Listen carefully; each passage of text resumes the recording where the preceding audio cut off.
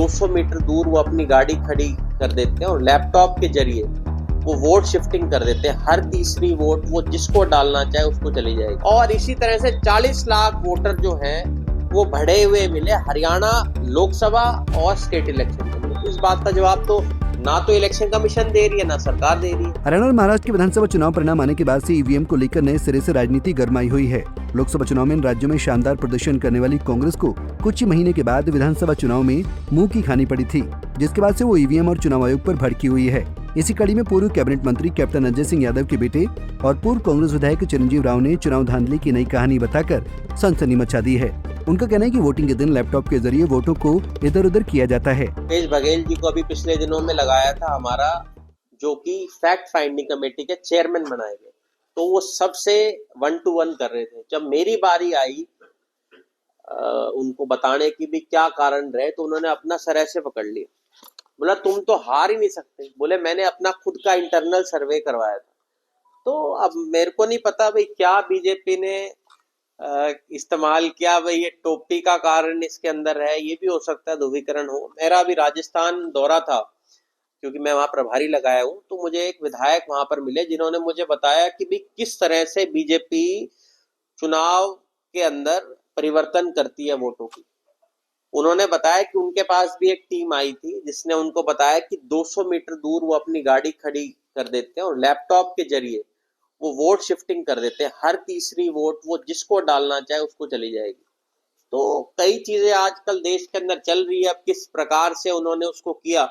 और मैं तो इसका पक्षधर शुरू से रहा हूं कि भाई आपको बैलेट से वोट करानी चाहिए। जब अमेरिका जैसा देश है या और जितने भी देश हैं विश्व के अंदर, वो सब बैलेट से चुनाव कराते हैं, तो हमारा देश जो सबसे बड़ी डेमोक्रेसी है, और जब इसके ऊपर प्रश्न चिन्ह लग गया है, तो इस सरकार को पीछे ना हटते हुए मोदी जी को आगे आकर कहना चाहिए भी हम तैयार हैं, बैलेट से आप लोग वोटिंग कराइए। और अगर बैलेट से नहीं भी कराना, आप ईवीएम से ही कराइए।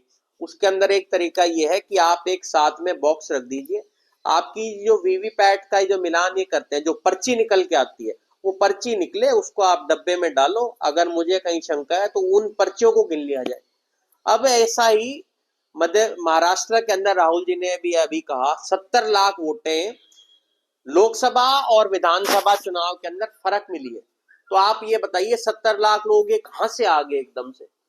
और इसी तरह से 40 लाख वोटर जो हैं वो बढ़े हुए मिले हरियाणा लोकसभा और स्टेट इलेक्शन के अंदर। तो इस बात का जवाब तो ना तो इलेक्शन कमीशन दे रही है ना सरकार दे रही है। नहीं, हिमाचल और कर्नाटक में अगर कांग्रेस की सरकार बनती है, दिल्ली में आपकी सरकार बनती है, तो ईवीएम पे वहां भी गड़बड़ी होती है। देखिए मैं आपको बताता हूँ ना, मैंने खुद इस बात को आपको स्वीकार किया, भाई हमें नहीं पता ये किस प्रकार से इसको करते हैं। अब कुछ लोग तो ये भी कह सकते हैं भाई पिछली बार चिरंजीव ने चुनाव जीता था, तब ये ईवीएम कहाँ चलेगी। पर मैं आपको जो बता रहा हूँ, भाई हो सकता है हम गलत हो सकता है भाजपा गलत है, पर इसको साफ कैसे किया जाएगा। आज लोगों के दिमाग में ये बात कर गई है कि हम कितनी ही वोट डाल दें आएगी तो बीजेपी। तो उस भ्रम को दूर करने का काम किसका है? उस भ्रम को दूर करने का काम इलेक्शन कमीशन का है। मैं ये नहीं कह रहा ईवीएम में होती है नहीं होती है, पर इसकी क्लैरिटी कैसे आएगी देश को कि हमारा डेमोक्रेसी आज भी उतना मजबूत है। तो उसके लिए कोई ना कोई तरीका तो निकालना पड़ेगा। इससे पहले चिरंजीव राव ने अमेरिका से डिपोर्ट किए गए भारतीयों के साथ की गई अमानवीयता और महाकुंभ में हुए भगदड़ को लेकर सत्तारूढ़ भारतीय जनता पार्टी को जमकर आड़े हाथों लिया। और किस तरह से हमारे यहाँ के जो लोग हैं उनको बेड़ियों में बांधकर वापस हमारे देश भेजा जा रहा है। ये हमारे देश का कितना बड़ा अपमान है कि हमारे जो अपने नागरिक हैं उनको उस देश से निकालकर वापस यहाँ भेजा जा रहा है। ठीक है, आपको अलग तरीके से वो लोग वहां पर पहुंच गए, पर क्या उन्होंने इतना बड़ा गुनाह किया था कि उनको जेवड़ी से बांध दिया जाए, उनको पैरों से बांध दिया जाए? क्या ये हमारे देश का अपमान नहीं है? आप मुझे बताइए। और हमारे प्रधानमंत्री ऐसे हैं जिन्होंने अब उसके ऊपर एक शब्द अब तक नहीं कहा है। ये दर्शाता है कि इनको हमारे लोगों से कोई सरोकार नहीं। अभी आप जानते हैं इलाहाबाद के अंदर कुंभ का मेला चल रहा है जो 144 साल बाद हुआ है, और हम सब धर्म को मानने वाले लोग हैं। पर किस तरह से हम लोगों ने देखा कि इन्होंने जो उनकी मुस्तैदी रहनी चाहिए। आज से पहले भी कितने कुंभ वहां पर हुए हैं, आज तक कभी वहां भगदड़ नहीं मची।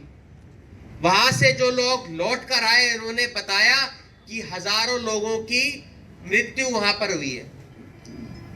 तो क्या भाजपा के नेताओं को, क्या हमारे प्रधानमंत्री को, क्या वहां के मुख्यमंत्री को जवाब देने की आज जरूरत नहीं है कि इतने लोगों ने अपनी जान क्यों गंवा दी?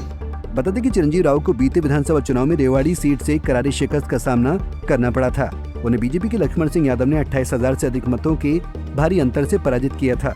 इस सीट से उनके पिता और दादा भी विधायक रह चुके हैं, लिहाजा यहां से हुई करारी हार ने कैप्टन परिवार को काफी परेशान किया है। Bureau report, Punjab Kesari TV. हमसे जुड़े रहने के लिए हमारे YouTube चैनल को सब्सक्राइब करें और नई वीडियो की नोटिफिकेशन के लिए बेल आइकॉन को दबाएं।